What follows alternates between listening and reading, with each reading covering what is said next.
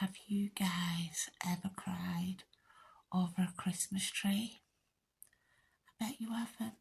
I'm going to tell you why my little Christmas tree made me cry. So this isn't a cup of tea and a chat with me. This is the longest I'm going to stay on camera, so you're going to have to excuse me because I feel so awkward. I actually feel like I want to cry because it just feels so... It's just not me. But anyway, forget about me and let's talk about the Christmas tree. Guys, I've pulled myself together a little bit, but I don't think I'm going to be able to do all this like this. I just feel too vulnerable. I hope you understand. And I want this to be a nice, happy video because putting that little tree up made me so happy. So I'm going to go and make myself a cup of tea if you want to make one too. And I'll see you in a few minutes. So there it is, guys. That little beauty right there is the culprit for making me cry. And as unimpressive as it might seem to you guys, I am filled with gratitude that I have it, and I think it's the most beautiful tree that I've ever seen. I can't tell this story without going backwards, and to go backwards for me might be a little bit sad, so if hearing about mental illness triggers you, this might not be the video for you. I'm going to try my hardest to focus on the ending and be as positive as possible, but I have to go back a little so you guys understand why this little tree is the most wonderful thing in the world for me.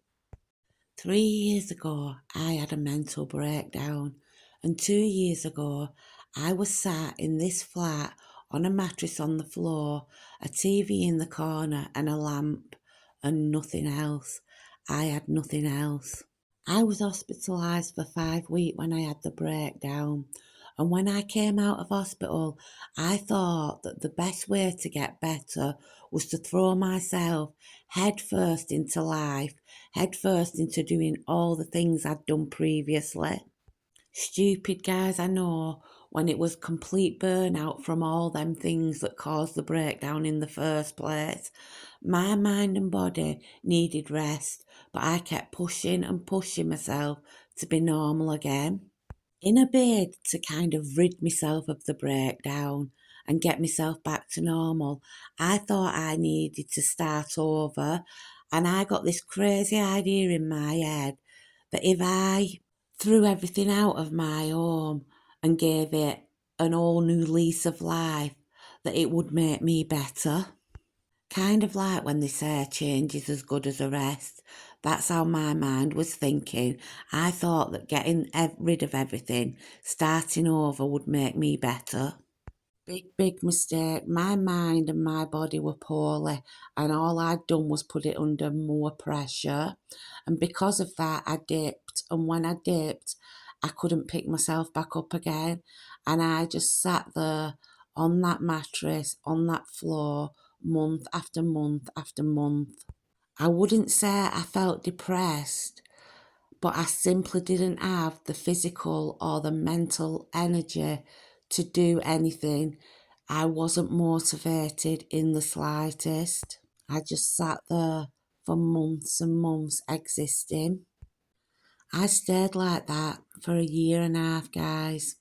And then one day something clicked. I had a glimmer. And a glimmer is the opposite of a trigger. It's a tiny sparkling bit of hope. And the day I felt that, I got myself from that mattress on the floor and I started cleaning. It started with thinking I'll do what I can in one room. And then weeks later, I'd managed to clean the whole flat. And yes, it did take weeks, but at least I was doing something, little bits at a time when I could. And when it was all clean, I had another glimmer, another spark of motivation, and I wanted to paint. And the process of decorating and painting each room was very much the same as the cleaning, doing what I could when I could. For 3 years, I've not celebrated Christmas, so my goal this year was to get a tree. And if I got myself to that milestone, I could be so overjoyed and so proud of myself. So last week, I put the finishing touches in my living room and I got this little tree. And for each branch I straightened out on this tree, felt like a month of being stuck in that poorly state being taken away.